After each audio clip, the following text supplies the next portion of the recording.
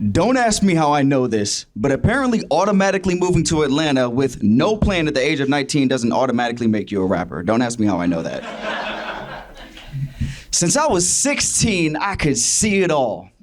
I was gonna crowd surf, get into a famous rap beef, and I was gonna pay millions in child support. It was gonna be great.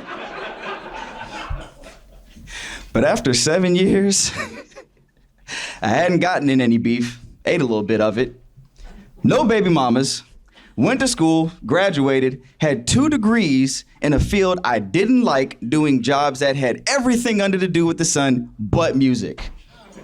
Life as a rock star, right? So I thought about it, and I was like, damn, I gotta go back home. So I took myself with my tail between my legs and came back to Maryland and moved back in, and I said I was still gonna do it, right? For 3 years straight, I was dancing on social media, doing all these dead-end jobs and performing at this open mic, that open mic. I had a good time, but after those 3 years, wasn't nothing happening. And then my mother. She was supportive and she's always been genuine, right? But I could feel the tension in her smile when she would say, "Keep going, son, you can do it. I don't know what you're saying, but you're passionate about it, I can tell."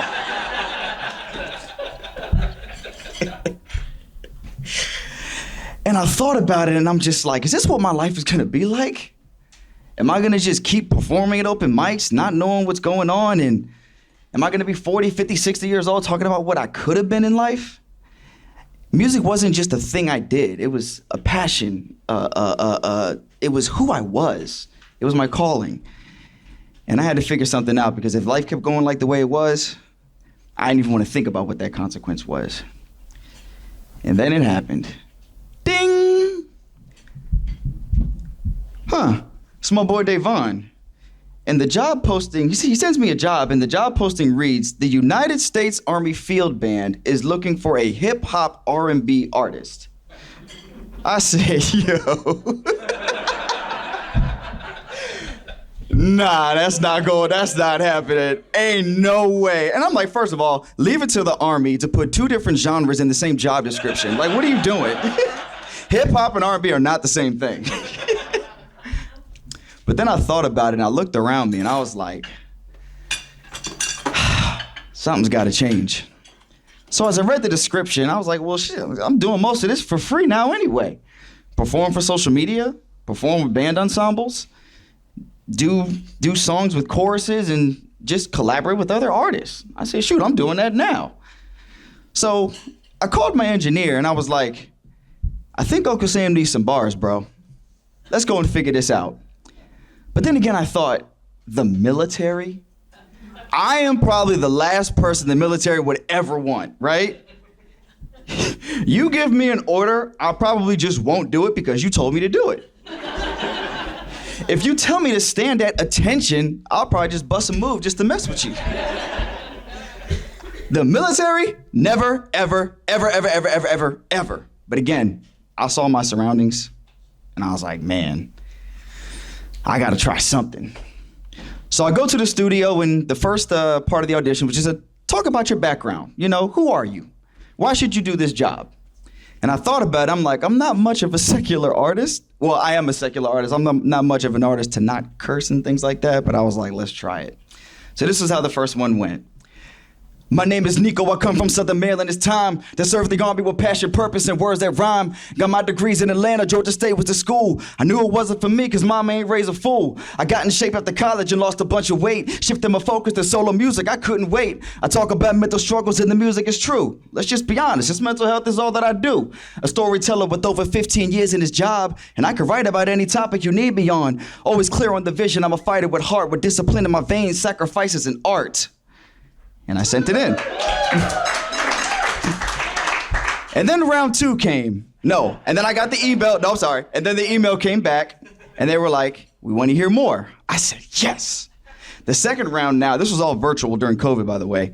The second round was virtual and they asked us to do something, a rendition of The Calling. If anyone knows about that, it's when the Army wanted to hear about who the person behind the uniform is, right? And I thought about it and I was like, okay, how can I talk about my story, but in a sense where people understand really more of who I am? And it went like this. Let's just be honest, I'ma take you back to the past. How music became my calling, something I had to have. An insecure little boy who really missed his father, who sat back in his room, didn't want to be bothered. Raised alone with his mother, she ain't know what to do. She had to work all the time, so loneliness ensued. I started writing my feelings, I had to deal with this life. When both my parents disappeared, I wasn't feeling right. I started failing in school, I really didn't listen. These academics never spoke to me, felt I was different. So I took another path, moved alone to Atlanta. I forced myself through undergrad as I struggled for answers. And then I sent that in. And then I get another email back. We want you in person for round 3. Now get this. Everybody else had to fly in. This was from all over the country, right? I live here, so I just drove to the audition, right? Still got that hotel room, though. So I get to this bunker-style room where I'm like, this doesn't much look like where a band should be, right? But again, I'm a civilian at this time, and I'm just like, okay, I guess I'm just gonna perform my heart out, right? Apparently, it was 6 of us, right? And we were Royal Rumble style, American Idol style, just trying to duke it out and figure out who's gonna be this rapper for the Army, right? So, let me tell you about what it's like performing for people in the Army.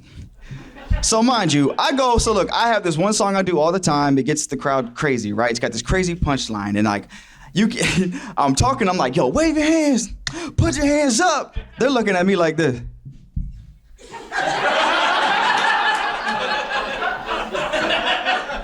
And I'm like, what am I doing here? Oh my God. Mind you, I have no idea if they like me. You got one guy in the back doing like this. Like literally, one guy was doing that, just one. There's like 50 people in this room. Anyway, I go back down to this and it's like crazy dramatic, this like dark bunker, right? And there's like the other contestants. So eventually we go back and forth all day, and then it gets narrowed down to just 2 rappers. You got a guy named Lamar Riddick, and then you have me. So we both go head to head, right? And we went back and forth writing about things they want us to talk about and performing with the chorus and all kinds of stuff. And I remember I'm getting exhausted. This is towards the end of the day. And this has taken the entire day to do this. And me and Lamar are talking to each other, and we're like, dang, if this is such a big deal, what if we pitched us both doing it? Because that might be a better way to do, because to put all that on one person's shoulders is a lot, right? So we have a conversation about it, and we're just sitting in this room. And then I remember, out of nowhere, the door swings open. And you know, our colonel was very dramatic. You know, he's very eccentric, just, you know, la-di-da-di-da. He's like a composer, right? So he's doing all this. He's walking down the stage with his sergeant major. He's got like a little gang with him, right? And he's just walking down like this. So get this, he looks straight at Lamar, right? We both stand up, and he's like, Lamar, we loved you. We think you're great. We want to offer you the position. I said, damn. All of that, months and months and months and months of work for nothing. My heart literally fell on my feet. And then he turns to me and he's like, you know what, Nick? We really, really liked you too. We also want to offer you the position. I said, ah! Listen, I hugged this other grown ass man. I don't even know who this man is, and we're like hugging and stuff like that. And I'm just like, okay, all right. You know, let me just tighten up here. But I say, all in all, take risks in life, and that's how me and Lamar Riddick became the first rappers ever hired in military history.